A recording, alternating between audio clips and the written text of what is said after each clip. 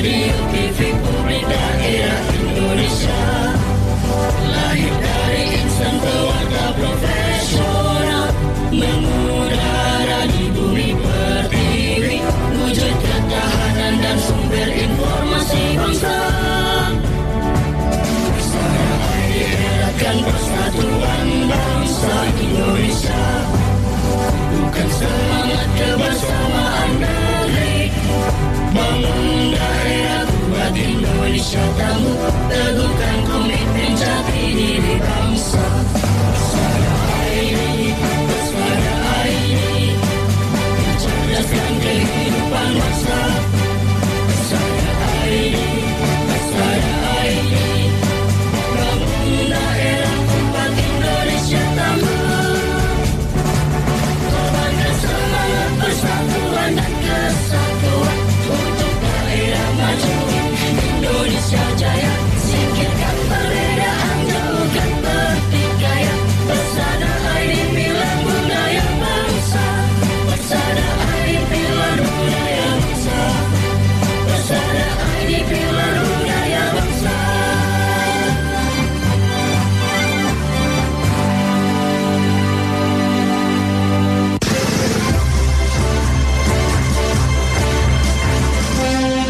Dari penjuru tanah air, kami kabarkan informasi dan berita teraktual. Berita Indonesia Live merangkum berbagai peristiwa aktual, informasi politik, ekonomi, sosial, pendidikan, seni, budaya dari seluruh penjuru Indonesia yang dikemas dan disampaikan secara lugas, inspiratif, variatif, dan edukatif. Disiarkan secara serentak oleh LPPL seluruh Indonesia yang tergabung dalam Indonesia Persada ID. Saat ini kami sedang berada di Desa Sering, Provinsi Riau, di mana sebelumnya di lokasi ini kepadatan di kawasan ini juga disebabkan adanya kondisi bottleneck atau penyempitan jalur di beberapa kawasan di Bogor ini. Lebih terasa pada sore hari. Nah, ketika sore hari, jalan pandang pun sendiri untuk arus lalu lintas di darat ini tidak terlalu terkena. Simak dan dengarkan Berita Indonesia Live. Disiarkan secara live setiap hari Senin sampai dengan hari Jumat pukul 14 waktu Indonesia Barat, pukul 15 waktu Indonesia Tengah, dan pukul 16 waktu Indonesia Timur. Dan siaran re-airing atau tunda di hari berikutnya. Berita Indonesia Live, lugas, inspiratif, variatif, dan edukatif. Persembahan Indonesia Persada ID untuk menyiarkan baik.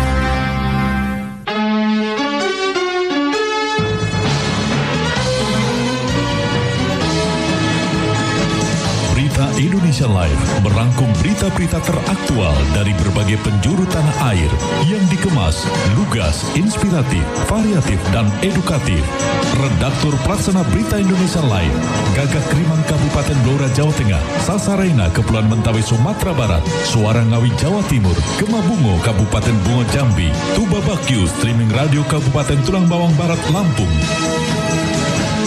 Dan kontributor Berita Indonesia Live, Selawi FM Kabupaten Tegal Jawa Tengah, Lansekmani FM Kabupaten Sijunjung Sumatera Barat, Abdi Persada FM Kabupaten Banjarbaru Kalimantan Selatan, Giri Suara FM Kabupaten Wonogiri Jawa Tengah, Radio Suara Hulan Talu Provinsi Gorontalo, Suara Pasuruan FM Kabupaten Pasuruan Jawa Timur, Tangerang Radio Kabupaten Tangerang Banten, Magetan Indah FM Kabupaten Magetan Jawa Timur, RPKD Kota Denpasar Bali, Praja Suara FM Kabupaten Tuban Jawa Timur, Mahardika FM Kota Blitar Jawa Timur, Pesona FM Kabupaten Wonosobo Jawa Tengah, Besemah FM Kota Bagaralam Sumatera Selatan, Tuntung Pandang FM Kabupaten Tanah Laut Kalimantan Selatan, Sawah Lunto FM Kota Sawah Lunto Sumatera Barat, Batara FM Kabupaten Barito Utara Kalimantan Tengah, Gemilang FM Kabupaten Indragiri Hilir Riau, Gemaradik FM Kabupaten Musi Banyuasin Sumatera Selatan, Magelang FM Kota Magelang Jawa Tengah, Suara Daksinarga FM Kabupaten Gunung Kidul Daerah Istimewa Yogyakarta,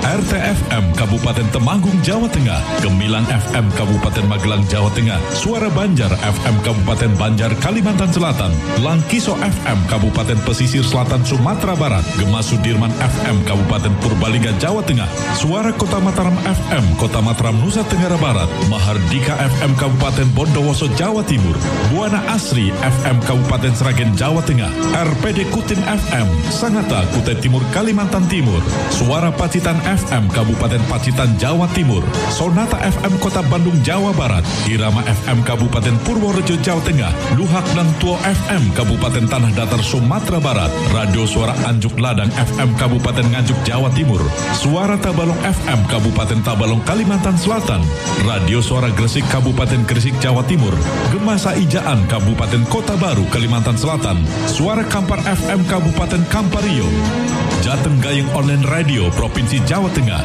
Sergai FM Kabupaten Serdang Bedage, Sumatera Utara, Maros FM Kabupaten Maros, Sulawesi Selatan, Kanjuruhan FM Kabupaten Malang, Jawa Timur, Radio In FM Kabupaten Kebumen, Jawa Tengah, Sebayu FM Kota Tegal, Jawa Tengah, In Radio Provinsi Bangka Belitung, dan Persada FM Kabupaten Blitar, Jawa Timur.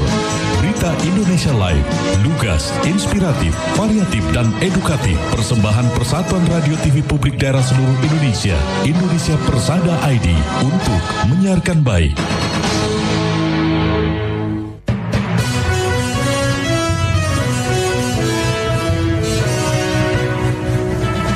Disiarkan serentak oleh jejaring radio publik daerah seluruh Indonesia, Lembaga Penyiaran Publik Lokal, LPPL Indonesia, anggota Indonesia Persada ID.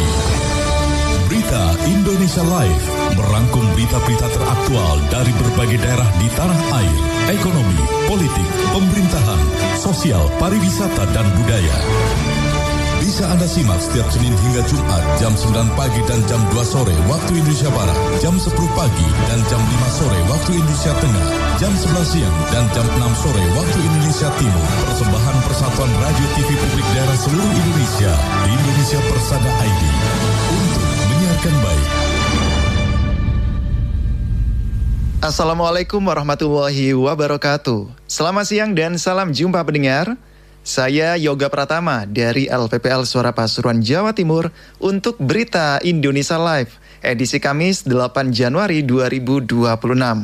Berita Indonesia Live disiarkan serentak oleh LPPL, Lembaga Penyiaran Publik Lokal, anggota Persatuan Radio TV Publik Daerah seluruh Indonesia yang tergabung dalam Indonesia Persada ID.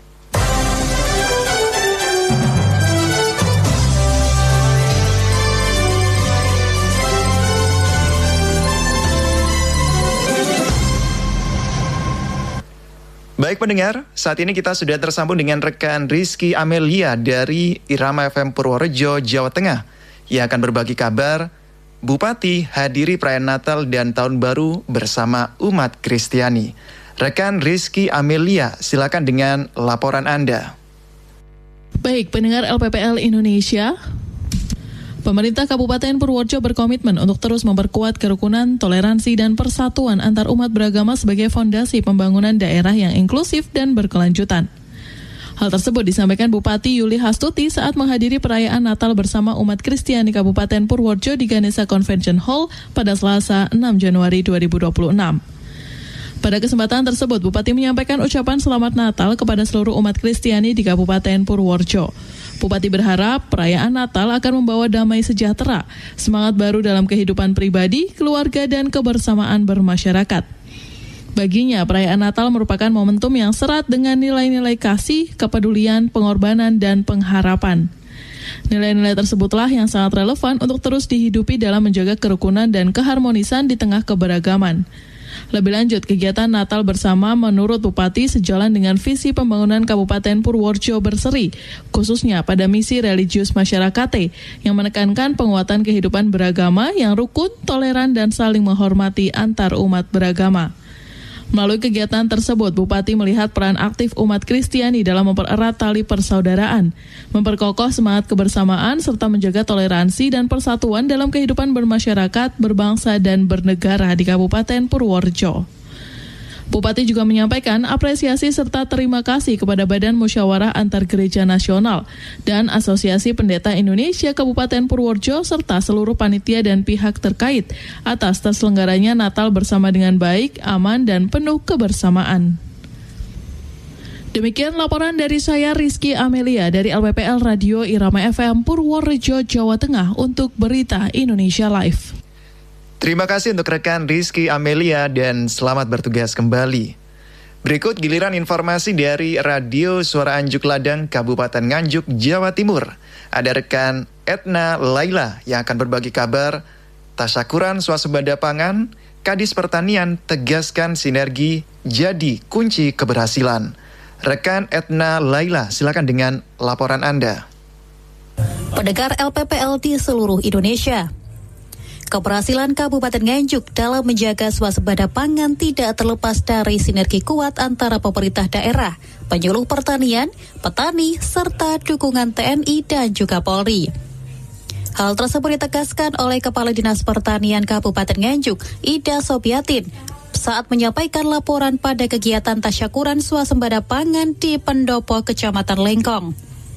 Ia memaparkan, sepanjang tahun 2025, luas tanam padi di Kabupaten Nganjuk mencapai sekitar 90.000 hektar dengan produktivitas 8 hingga 9 ton per hektar. Sementara, untuk komoditas jagung tercatat luas tanam sekitar 31 hektar. Kedelai 3.100 hektar, serta bawang merah yang terus meningkat hingga 20.000 hektar. Selain peningkatan produksi, pemerintah Kabupaten Nganjuk juga memberikan dukungan sarana prasarana pertanian guna meningkatkan kesejahteraan petani. Sementara itu, staf ahli Bupati Nganjuk bidang ekonomi dan pembangunan Darmantono menegaskan bahwa pemerintah daerah bersama pemerintah pusat serius melindungi petani, terutama dalam menjaga stabilitas harga hasil panen. Ia juga mengingatkan pentingnya komunikasi aktif antara petani dan pemerintah jika terjadi kendala di lapangan. Menurut Darmantono, swasembada pangan memiliki peran strategis dalam menjaga ketahanan nasional, terutama di tengah tantangan krisis pangan global. Kegiatan tasyakuran ini dilaksanakan serentak oleh seluruh BPP se-Kabupaten Nganjuk dan menjadi momentum refleksi bersama untuk terus memperkuat ketahanan pangan daerah demi kesejahteraan petani dan juga masyarakat Kabupaten Nganjuk. Saya Eta Laila dari LPPL Radio Suara Cukladeng Nganjuk, Jawa Timur melaporkan untuk Berita Indonesia Live. Terima kasih untuk rekan Etna Laila dan selamat bertugas kembali. Selanjutnya ada informasi dari Radio Suara Muara Enim, Kabupaten Muara Enim, Sumatera Selatan yang akan melaporkan tentang wujudkan layanan kesehatan modern, Pemkab Muara Enim matangkan pembangunan gedung rumah sakit 13 lantai. Informasi selengkapnya bersama rekan Aldo.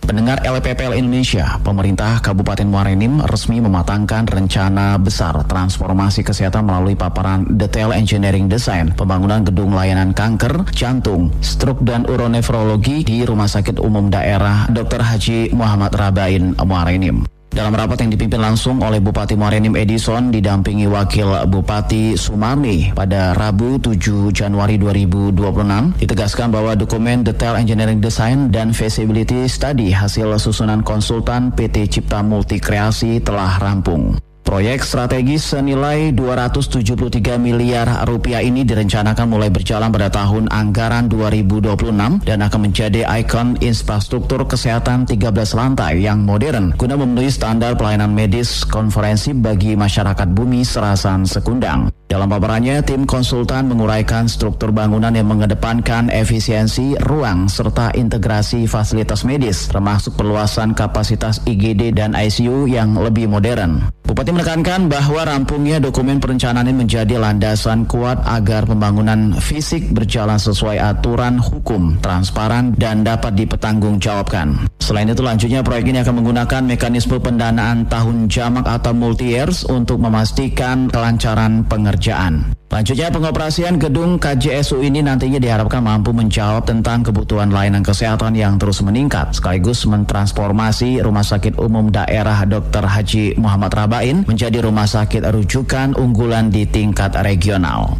Dengan perencanaan yang matang dan inklusif, Bupati juga berharap kehadiran gedung baru ini diproyeksikan menjadi pusat layanan kesehatan rujukan utama di Sumatera Selatan, sekaligus wujud nyata dedikasi pemerintah dalam meningkatkan derajat kesehatan masyarakat secara merata dan optimal. Demikian laporan khusus redaksi LPPL Suara Muara Enim Radio Semer 97,4 FM Sumatera Selatan melaporkan untuk Berita Indonesia Live. Pendengar, rangkaian informasi di sesi pertama sudah kami hadirkan dan kami akan segera kembali dengan Persada ID Talk setelah jeda berikut ini. Anda tengah menyimak berita Berita Indonesia Live, persembahan Persatuan Radio TV Publik Daerah seluruh Indonesia, Indonesia Persada ID, untuk menyiarkan baik.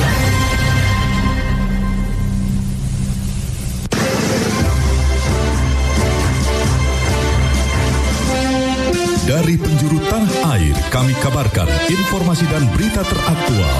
Berita Indonesia Live merangkum berbagai peristiwa aktual, informasi politik, ekonomi, sosial, pendidikan, seni, budaya dari seluruh penjuru Indonesia yang dikemat dan disampaikan secara lugas, inspiratif, variatif, dan edukatif. Disiarkan secara serentak oleh LPPL seluruh Indonesia yang tergabung dalam Indonesia Persada ID. Saat ini kami sedang berada di Desa Sering, Provinsi Riau, di mana sebelumnya di lokasi ini kepadatan di kawasan ini juga disebabkan adanya kondisi bottleneck atau penyempitan jalur di beberapa kawasan di Bogor ini. Lebih terasa pada sore hari. Nah, ketika sore hari, jarak pandang pun sendiri untuk arus lalu lintas di darat ini tidak terlalu terkena. Simak dan dengarkan Berita Indonesia Live. Disiarkan secara live setiap hari Senin sampai dengan hari Jumat pukul 14 waktu Indonesia Barat, pukul 15 waktu Indonesia Tengah, dan pukul 16 waktu Indonesia Timur. Dan siaran re-airing atau tunda di hari berikutnya. Berita Indonesia Live, lugas, inspiratif, variatif, dan edukatif.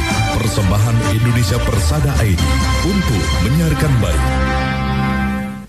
Terima kasih Anda masih bersama kami di Berita Indonesia Live. Saya Yoga Pratama dari LPPL Suara Pasuruan, Jawa Timur.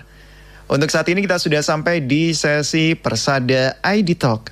Berikut Persada ID Talk tentang anemia pada ibu hamil. Selengkapnya bersama rekan Anggun. Suara Pasuruan FM 107, tiada henti menginspirasi. Hari ini Anggun tidak sendiri. Kita sudah kedatangan tamu di episode Good Morning Dokter. Ada Dr. Muhammad Hud Suhargono, SPOGK. Beliau adalah dokter spesialis obstetri ginekologi konsultan dari RSUD Bangil. Kita sapa dulu, selamat pagi, dokter. Bangun pagi, Pasuruan People ya. Pasuruan People, betul semangat sekali. Semangat. Salam sehat. Salam sehat untuk kita. Tapi dokter, pagi hari ini gimana kabarnya, dokter? Alhamdulillah baik. Dari rumah sakit tadi langsung ke sini. Terima kasih undangannya. Terima kasih SP juga, dokter. Pasuruan People, pagi hari ini beliau akan menyampaikan informasi untuk kita semua. Kaitannya seputar anemia pada ibu hamil. Oke, langsung aja kita meluncur ke dokter. Dokter, dari sekian banyak masalah seputar ibu hamil nih, dokter. Kenapa sih kok harus anemia yang kita pilih atau yang dokter pilih untuk menyampaikan informasinya buat Pasuruan People gitu? Iya, gini Mbak Anggun. Jadi memang kenapa saya pilih anemia? Karena ternyata magnitude ya, jadi kasusnya itu sebenarnya sangat besar, tapi banyak masyarakat, banyak ibu-ibu bahkan petugas kesehatan yang belum sadar bahwa masalah anemia ini masih menjadi masalah yang harus kita pecahkan bersama. Karena ternyata menurut riset kesehatan nasional ya tahun 2018 itu 48% Mbak Anggun yang ibu hamil kita itu yang HB-nya kurang dari 11. Oke, untuk normalnya gimana? 11 ya, memang kadar HB-nya 11 itu yang disebut normal. Ini yang di bawah 11 itu banyak sekali ternyata, 48% loh. 48% berarti kan dari 2 ibu hamil kita 1 yang HB-nya rendah. Padahal itu sangat-sangat berpengaruh pada saat hamilnya itu untuk ibunya maupun untuk janin yang dikandungnya, bakal janinnya ini.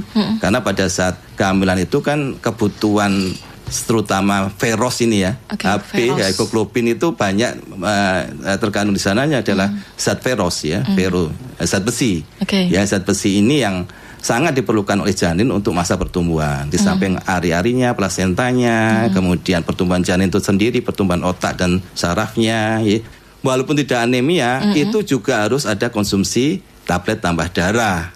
Ya, kecuali tambah yang anemia, anemia pasti harus dosisnya akan lebih besar lagi. Oke. Ini yang harus kita ketahui. Jadi tenaga kesehatan juga harus tahu bahwa habis 11 itu kurang dari 11 itu anemia. Ibu-ibu hamil kita juga harus tahu. Kadang-kadang mereka masih aktivitas biasa ke pasar, masih biasa aja, dokter, nggak ada masalah. Masih ngantarkan putranya sudah hamil, masih ngantarkan sekolah putranya, aktivitas ke kantor biasa. Wonder Woman, dokter. Wonder Woman. Ini yang kadang-kadang suaminya juga nggak tahu istri saya ternyata anemi. Banyak loh Bu, banyak bangun. Jadi banyak juga yang bukan pendidikan. Jadi pendidikannya juga sudah S1, S2, anemia ternyata. AB-nya 10,2 dianggap normal. Padahal itu perlu penanganan tersendiri untuk keselamatan ibunya maupun janin yang dikandungnya. Itu saya angkat di sini anemia. Karena memang besaran masalahnya besar sebenarnya.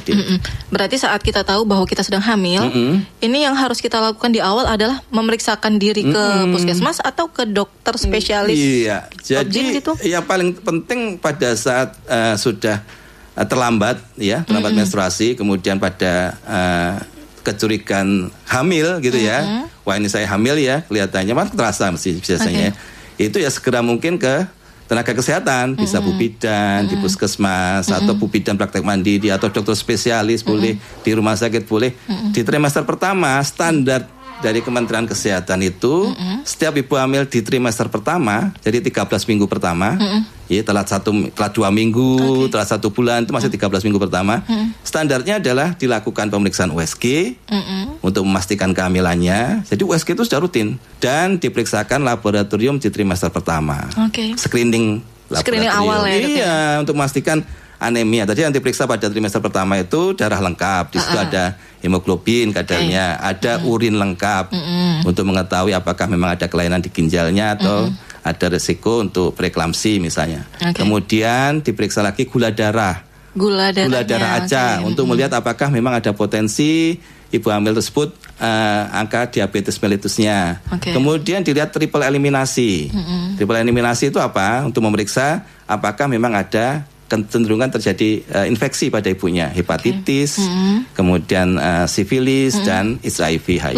Lengkap dan itu gratis loh, Mbak Anggun. Di puskesmas. Gratis di puskesmas. Kabupaten Pasuruan. Pasuruan juga dan ibu nanti mendapatkan buku KIA yang mestinya buku bisa buku pink kita itu yang mestinya memang menjadi semacam informasi untuk ibu-ibu bagaimana bisa menjalani kehamilannya dengan baik. Itu kira-kira ya. Jadi saat kita tahu kalau kita ternyata telat datang bulan segera mungkin dipastikan kehamilannya. Kalau sudah punya disebutkan bahwa punya anemia ringan, sedang atau berat, segera diobati. Banyak pengobatannya, nggak harus tablet tambah darah. Ada iron sukrose tadi yang masuk lewat infus, kemudian tidak menyebabkan mual muntah, ya karena memang langsung masuk ke pembuluh darah, bisa dipakai untuk salah satu alternatif pemberian besi ya, zat besi pada ibu tersebut. Ya, kemudian pola makannya, ya menikmati kehamilannya, tolong keluarganya disiapkan, ya ibu hamil itu mendapatkan red carpet, jangan dibebani pekerjaan yang berlebihan pada saat hamil. Jangan suruh ketangkep juga, pengalaman ya. Benar-benar dimanja gitu ya. Iya, intinya kehamilan menjadi positive experience ya. Pengalaman positif pada ibunya sehingga nanti pada saat pengasuhan anaknya, bayinya itu akan lebih siap.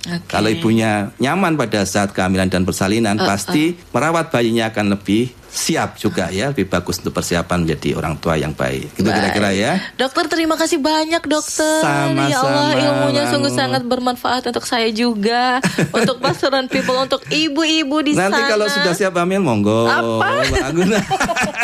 Sudah dokter, kata pemerintah kan 2 anak cukup dokter. Ketiga lebih baik kok. Aduh dokter, ya Allah terima kasih banyak tapi dokter ya untuk ilmunya, dan lain kali kita ngobrol lagi ya dokter. Boleh di topik yang lain mungkin bisa, silakan nanti kita nanti akan lagi. Obrolan lagi ya. Dokter M. Hud Suhargono SPOGK. Siap. Dokter spesialis obstetri dan ginekologi konsultan dokter ya dari RSUD Bangil. Dan aku juga harus pamit dokter untuk hari ini. Siap. Terima kasih. Makasih Bangun. Sama-sama. Terima kasih semuanya, dan wassalamualaikum warahmatullahi wabarakatuh. Waalaikumsalam warahmatullahi. Saat ini sudah tersambung dengan rekan Ananda Erika dari Tubabaku Radio, Kabupaten Tubaba, Lampung. yang akan melaporkan tentang Bupati Tubaba, lantik sekda dan pejabat, tekankan profesionalisme birokrasi. Rekan Ananda Erika, silakan dengan laporan Anda. Pendengar LPPL seluruh Indonesia, pemerintah Kabupaten Tulang Bawang Barat, Tubaba, melaksanakan upacara pelantikan dan pengambilan sumpah jabatan Sekretaris Daerah, Sekda, pejabat pimpinan tinggi Pratama, pejabat administrator, dan pejabat fungsional di lingkungan Pemkab Tubaba, Rabu 7 Januari 2026, bertempat di Komplek Uluan Nuhi, Kabupaten Tulang Bawang Barat. Dalam rangkaian kegiatan tersebut, turut dilaksanakan serah terima jabatan Sekda Tubaba dari PJ Sekda sebelumnya, Prana Putra SHMH, kepada Sekda definitif, Insinyur Iwan Mursalin SSI, MMMT.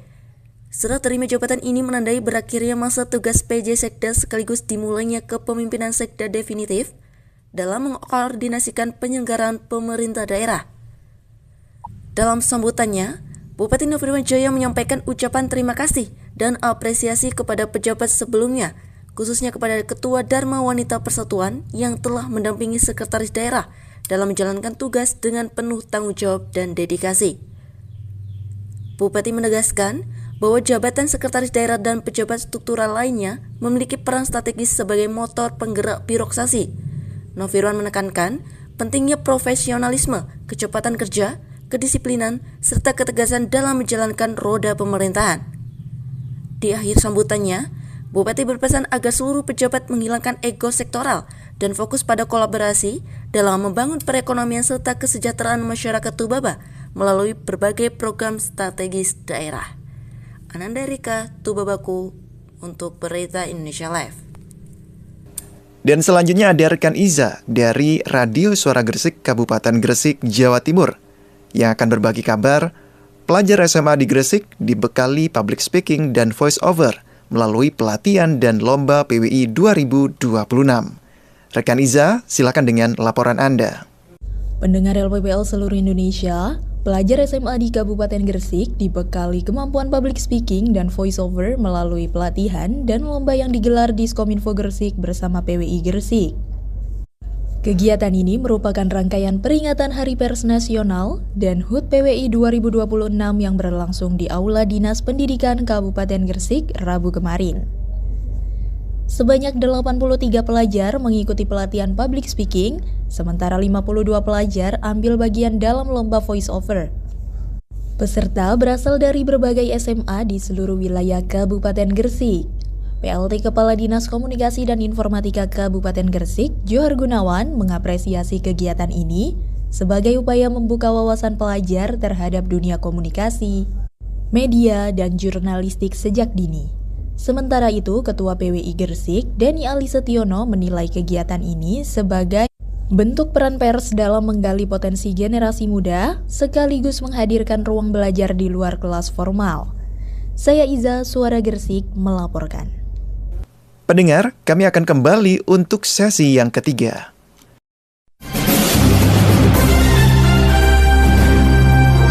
Anda tengah menyimak Berita Indonesia Live, persembahan Persatuan Radio TV Publik Daerah seluruh Indonesia, Indonesia Persada ID, untuk menyiarkan baik.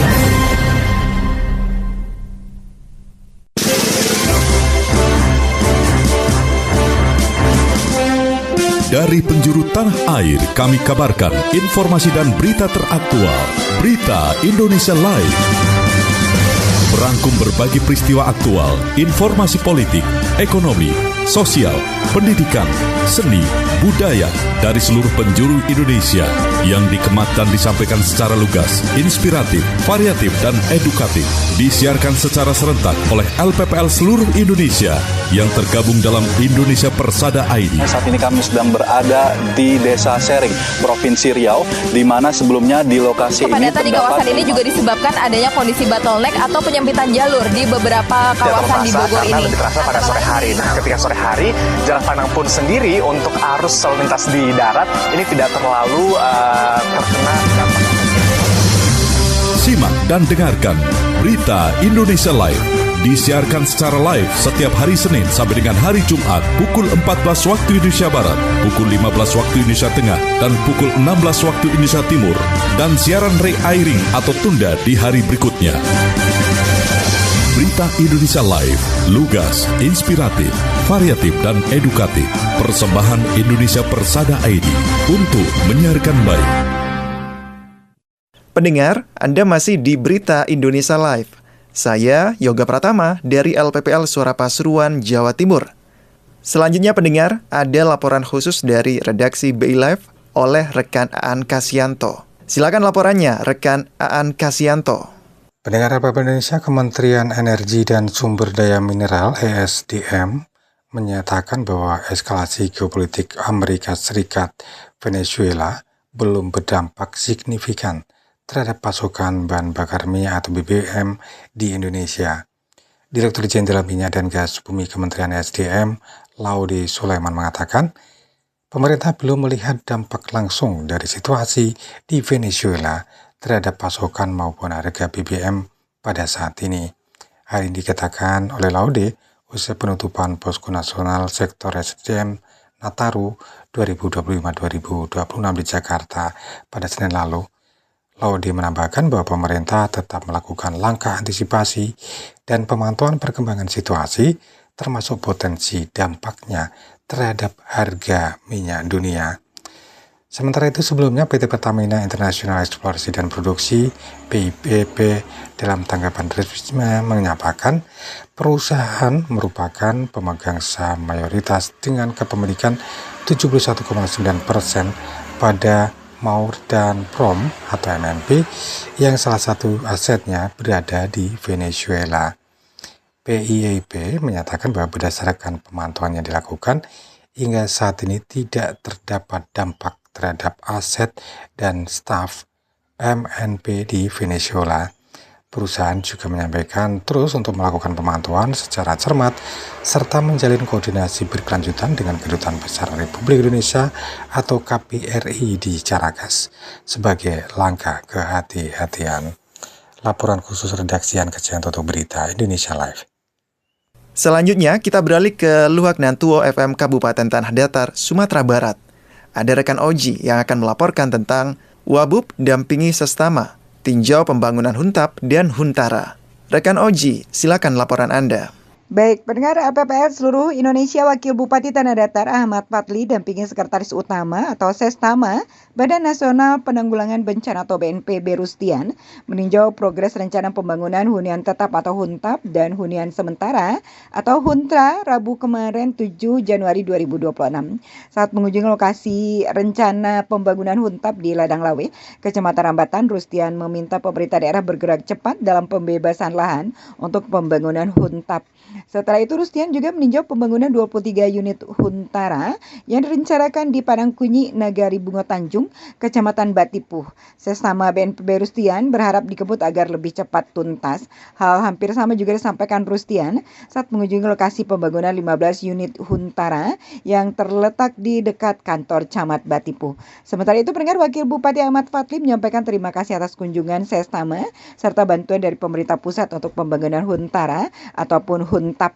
Saat ini Tanah Datar memperoleh kuota sebanyak 129 unit Huntap dan direncanakan bakal dibangun di Rambatan. Namun sekiranya masyarakat mau, relokasi mandiri juga akan difasilitasi asalkan lahan untuk membangun tidak bermasalah dan sesuai yang disampaikan Sestama, bagi masyarakat yang rumahnya rusak ringan dan rusak sedang juga akan dibantu. Wakil Bupati Tanah Datar berharap OPD terkait bisa memastikan keakuratan dan ketersediaan data yang dibutuhkan BNPB atau kementerian lain sehingga Huntap ataupun Huntara untuk masyarakat bisa segera terrealisasi karena kenyamanan hidup, sosial dan ekonomi masyarakat terdampak bencana menjadi tujuan yang ingin kita capai sehingga bisa hidup lebih baik lagi. Demikian disampaikan Wakil Bupati Tanah Datar. Pendengar LPPL Indonesia, demikian Oji Linggani, LPPL Radio Luhak Nantuo 102,5 FM Kabupaten Tanah Datar, Provinsi Sumatera Barat melaporkan untuk Berita Indonesia Live. Berikutnya, ada informasi tentang Pemkab Tabalong siapkan regulasi beasiswa bagi pelajar di bawah naungan Kemenak. Dan informasi selengkapnya akan disampaikan oleh rekan Rina Rapitasari dari Suara Tabalong FM, Kabupaten Tabalong, Kalimantan Selatan. Rekan Rina Rapitasari, silakan dengan laporan Anda. Pendengar LPPL Indonesia, pemerintah Kabupaten Tabalong menegaskan komitmennya untuk membuka akses program 1000 sarjana bagi lulusan Madrasah Aliyah yang berada di bawah naungan Kementerian Agama. Komitmen ini disampaikan Bupati Tabalong saat peringatan Hari Amal Bakti ke-80 Kementerian Agama yang digelar pada 3 Januari 2026 di halaman kantor Kemenak Kabupaten Tabalong. Pemkab Tabalong telah membuka kesempatan bagi lulusan Madrasah Aliyah untuk mengikuti seleksi beasiswa program 1000 sarjana yang merupakan bagian dari program Tabalong Smart. Program 1000 sarjana sendiri telah bekerja sama dengan berbagai universitas ternama. Melalui program ini, Pemkab Tabalong berharap lulusan Madrasah Aliyah memiliki kesempatan yang sama untuk berkompetisi dan meningkatkan kualitas sumber daya manusia daerah secara berkelanjutan. Melalui kebijakan ini, pemerintah Kabupaten Tabalong berharap tidak ada lagi sekat antara lulusan sekolah umum dan keagamaan. Seluruh putra-putri daerah diharapkan mampu memanfaatkan program 1000 sarjana untuk mendukung pembangunan Tabalong yang lebih maju dan berdaya saing. Demikian, Rina Repetasari, LPPL Radio Suara Tabalong melaporkan untuk Berita Indonesia Live. Terakhir, ada informasi dari Fajri dari Gema Saijan FM Kota Baru, Kalimantan Selatan yang akan berbagi kabar tahun 2026 Kabupaten Kota Baru prioritaskan peningkatan pelayanan publik. Rekan Fajri, silakan dengan laporan Anda. Pendengar LPPL Indonesia, pembangunan daerah Kabupaten Kota Baru pada tahun 2026 ini memprioritaskan peningkatan pelayanan publik seperti kesehatan, pendidikan, dan infrastruktur yang dinilai menjadi pondasi peningkatan kesejahteraan masyarakat. Hal itu disampaikan oleh Sekretaris Daerah Kota Baru Haji Eka Saprudin pada Senin 6 Januari 2026 di ruang kerjanya.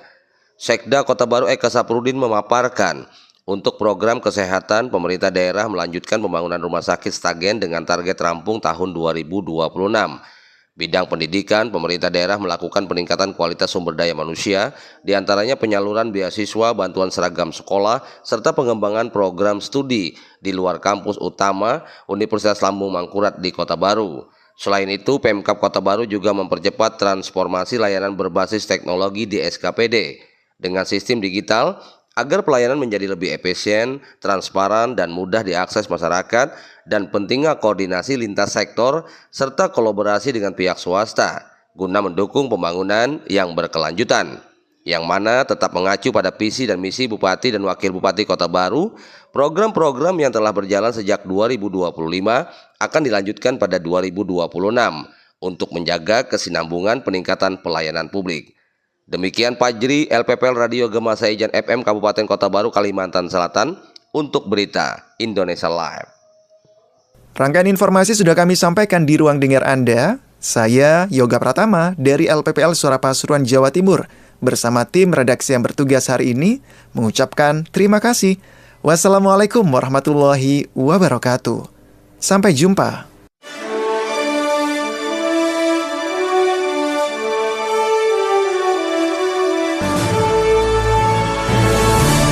Baru saja Anda ikuti Berita Indonesia Live, disiarkan serentak oleh jejaring radio publik daerah seluruh Indonesia, Lembaga Penyiaran Publik Lokal, LPPL Indonesia, anggota Indonesia Persada ID.